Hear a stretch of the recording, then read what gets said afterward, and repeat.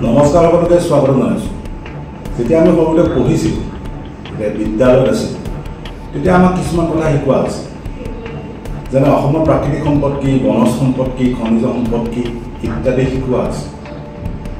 এতিয়া সেই যিটো আমি শিকিছিলোঁ প্ৰাকৃতিক সম্পদ, বনজ সম্পদ, খনিজ সম্পদ শব্দটোৰ অৰ্থ সলনি হ'ল। সম্পদ মানে আজিকালি খনিজ, বনজ বা প্ৰাকৃতিক সম্পদ বুজা নাযায়। এতিয়া কি সলনি হ'ল বুলি ক'লে সম্পদ শব্দটো সম্পূৰ্ণ সলনি হৈছে। এতিয়া সম্পদ বুলি ক'লে চৰকাৰখন, বিশেষকৈ বিজেপি চৰকাৰখনে সম্পদ শব্দটো নতুনকৈ নিৰ্ধাৰণ কৰিছে। এতিয়া সেই সম্পদ শব্দটোত আপুনি নতুনকৈ সংযোজন হোৱা কথাখিনি হ'ল যে সম্পদ মানে আজিকালি বিল, জলাশয়, বনজ, খনিজ সম্পদ নহয়। আজিকালি সম্পদ মানে বুজি পোৱা যায় ধুনীয়া ধুনীয়া অট্টালিকা, ধুনীয়া ধুনীয়া ব্যক্তিগত কোম্পানীৰ উদ্যোগ বা তেওঁলোকৰ গুদামঘৰ বা ডাঙৰ ডাঙৰ অভাৰব্ৰিজ, ডাঙৰ ডাঙৰ ৰাস্তা। এতিয়া অসমৰ সম্পদ বুলি ক'লে সেইখিনিহে আছে, ডাঙৰ ডাঙৰ অভাৰব্ৰিজ, ডাঙৰ ডাঙৰ ৰাস্তা আৰু বিভিন্ন কোম্পানী, বিভিন্ন ডাঙৰ ডাঙৰ প্ৰতিষ্ঠান। সেইখিনিক এতিয়া সম্পদ বুলি কোৱা। বাকী সম্পদ অসমত এতিয়া প্ৰয়োজন নাই বা নাই। এতিয়া কথাটো হ'ল সেই সম্পদসমূহক এতিয়া উন্নয়ন বুলি কোৱা। সেইটো আকৌ নতুন এটা সংজ্ঞা যে সেই সম্পদসমূহ য'ত য'ত গঢ় লৈছে তাক উন্নয়ন বুলি কয়। সেইকাৰণে মুখ্যমন্ত্ৰীয়ে বাৰে বাৰে উন্নয়নৰ গংগা যমুনা বুলি কয় যে যাচি দিয়া সোণৰ মূল্য নাই। এতিয়া অসমৰ ক্ষেত্ৰত সেই কথাটো হৈছে যে যাচি দিয়া সোণৰ মূল্য নাই, যে অসমত চাৰিওফালে সোণ আছে, সেই সোণখিনিৰ মূল্য নাই, কাৰণ সেইখিনি প্ৰকৃতিয়ে নিজে দিছে। এতিয়া সেই সোণখিনিৰ মূল্য নাই বা সেই সোণখিনি আঁতৰাই এতিয়া তাত উন্নয়ন কৰিছে চৰকাৰে।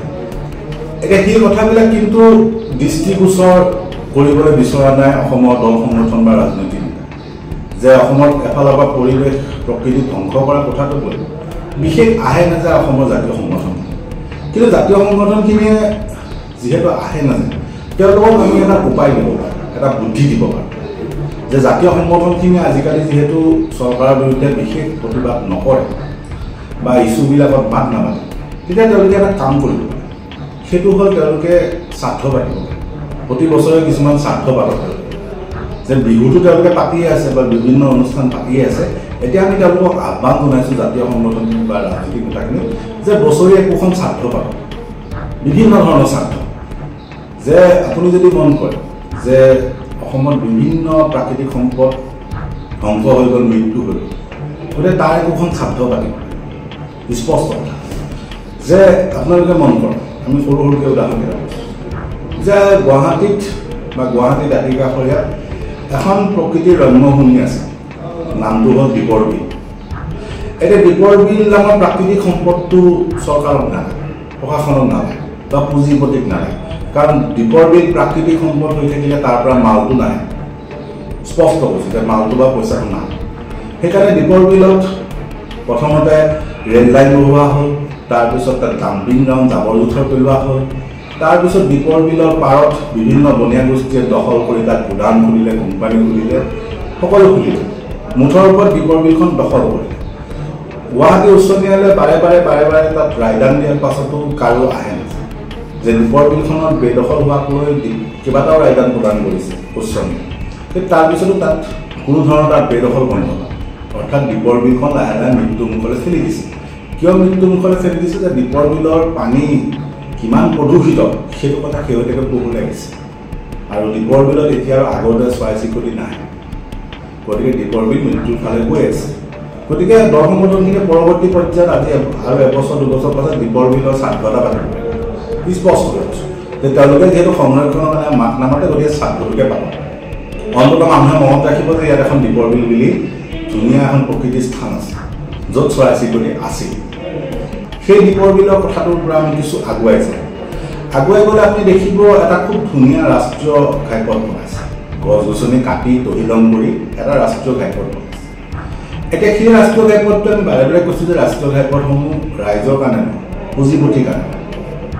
বকৰ পৰা দুধনৈ পৰ্যন্ত সেই অঞ্চলটোত শাৰী শাৰী শাল গছ আছে।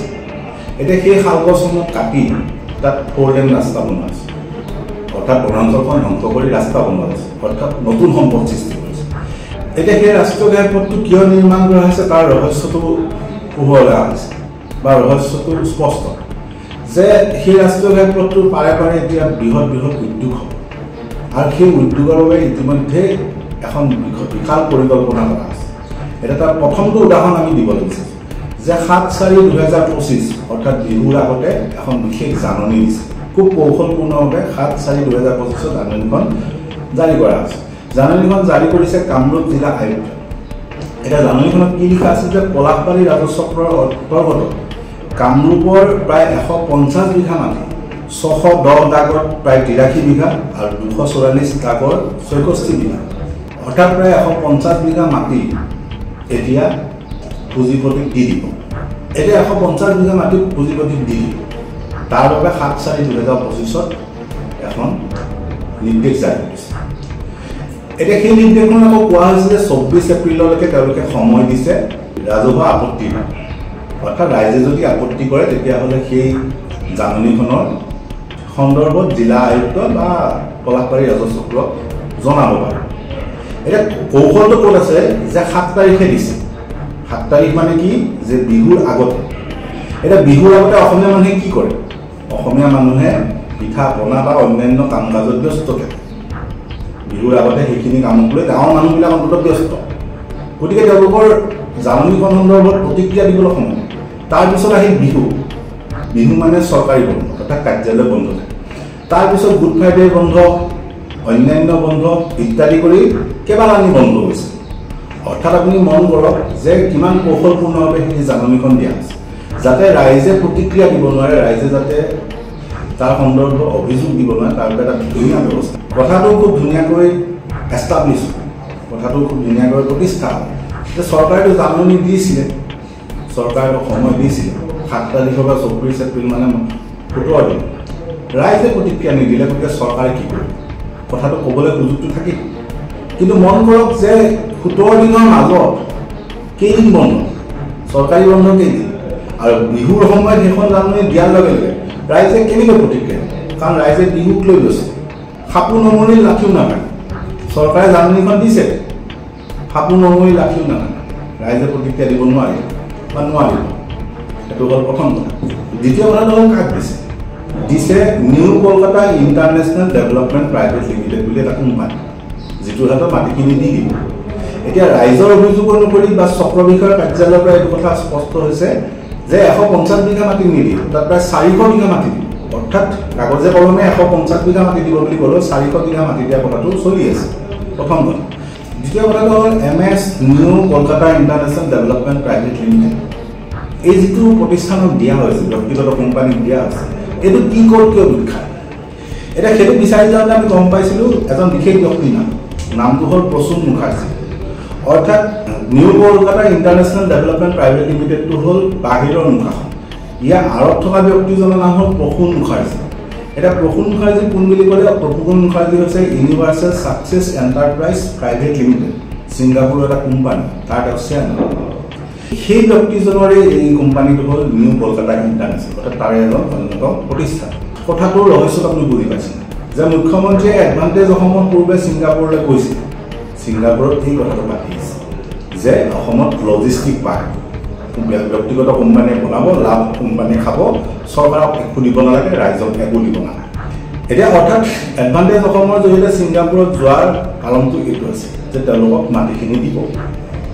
এতিয়া তাত গুৰুত্বপূৰ্ণ কথাটো হ'ল যে 7 তাৰিখে জাননীখন দিয়াৰ পাছত 24 তাৰিখলৈকে যদিও সময় দিছে ৰাজহুৱা অভিযোগৰ বাবে, কিন্তু তাত এটা সংযোজন আছে যে এইজন প্ৰসূন মুখাৰ্জী, যিজনৰ ছিংগাপুৰত কোম্পানী আছে আৰু মুখ্যমন্ত্ৰী ছিংগাপুৰলৈ গৈছিল, সেই প্ৰসূন মুখাৰ্জীয়ে ইতিমধ্যে 21 এপ্ৰিলৰ দিনা প্ৰধানমন্ত্ৰী মোদীক সাক্ষাৎ কৰিছে। আৰু মোদীক সাক্ষাৎ কৰা বাতৰিটো যেতিয়া পৰিৱেশন হৈছে, তাত এইটো কথা বাতৰিটোত কোৱা হৈছে যে কেৱল অসম নহয়, অসম, উত্তৰ প্ৰদেশ আৰু পশ্চিমবংগত এনেকুৱা ধৰণৰ লজিষ্টিক পাৰ্ক তেওঁলোকে নিৰ্মাণ কৰে, যাৰ বাবে ভূমি অধিগ্ৰহণ হৈছে বা হ'ব। এতিয়া প্ৰধানমন্ত্ৰী মোদীক সাক্ষাৎ কৰা মানে ইতিমধ্যে প্ৰজেক্টটো হ'ব যে সেইটো খাটা, প্ৰজেক্টটো গোটেই ৰূপৰেখা আলোচনা হৈছে। গতিকে ৰাজহুৱা অভিযোগৰ তাত সুযোগটো ক'ত থাকিল বা অৰ্থটো কি থাকে? মোদীক যিহেতু সাক্ষাৎ কৰি গোটেই কথাটো পাতিছিল, কাৰণ বাতৰিটো তেনেকৈ দিছে, প্ৰথম কথা। দ্বিতীয় কথা হ'ল অঞ্চলটো কি? অঞ্চলটো পৰে 1 নং ৰামপুৰ বা 2 নং ৰামপুৰৰ এটা বিশেষ অঞ্চল, যিটোক গুচৰণীয়া পথাৰ হিচাপে অন্তৰ্ভুক্ত কৰা আছে। বা ক্লাছিফাই কৰা আছে কিন্তু তাত এটা এখন বিশেষ বিল আছে যিখনক দৰা বিল বা বিল দৰা বুলি কোৱা অৰ্থাৎ পুনৰ প্ৰাকৃতিক সম্পদৰ কথাটো যে সেইখিনি আৰ্দ্ৰভূমি বাৰিষাৰ সময়ত বৰষুণৰ সময়ত যিখন তুলসী নদী আছে তাৰ অতিৰিক্ত পানীখিনি তালৈ বৈ আহে গৰুৰ চৰণীয়া পথাৰ তাত প্ৰায় 200ৰো অধিক প্ৰজাতিৰ চৰাই বসবাস কৰে আমি কিছু ফটো দেখুৱাইছোঁ তাৰোপৰি তাত 30 বিধৰো অধিক সৰীসৃপ 67 প্ৰজাতিৰ বিভিন্ন মাছ কাছ আৰু তিনিবিধ পৰ্যায়ৰ কাছ পোৱা যায় অৰ্থাৎ প্ৰাকৃতিকভাৱে এটা খুব ভাৰসাম্য থকা এটা অঞ্চল অৰ্থাৎ প্ৰাকৃতিক সম্পদ এতিয়া সেই বিলখনক লৈ সেই অঞ্চলটোৰ অৰ্থনীতি চলি আছে প্ৰথম কথাটো হ'ল প্ৰাকৃতিক সম্পদ যে সেই যিটো অঞ্চল দি দিবলৈ বিচাৰিছে যিখনক দৰা বিল বা বিল দৰা বুলি কোৱা হয় যিটো গুৰু চৰণীয়া পথাৰ হিচাপে অন্তৰ্ভুক্ত হৈ আছে এটা প্ৰাকৃতিক সম্পদৰ